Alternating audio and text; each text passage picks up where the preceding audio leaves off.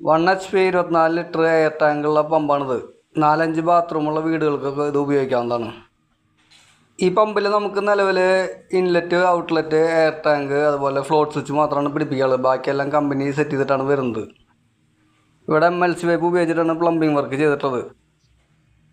അപ്പോൾ നമ്മുടെ പമ്പിൻ്റെ ഇൻലെറ്റ് വരുന്നതാണ്. ഇൻലെറ്റിൽ നമ്മളൊരു വാൽവ് വെച്ച് കൊടുത്തിട്ടുണ്ട്.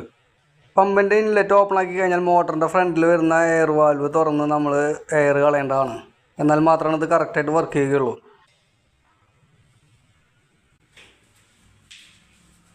പമ്പിൻ്റെ മുകളിൽ ഓൾറെഡി ഒരു നോൺ റിട്ടേൺ വാൽവ് വരുന്നുണ്ട്. അതിൻ്റെ മുകളിൽ ഒരു 5-way കണക്ടർ വരുന്നുണ്ട്.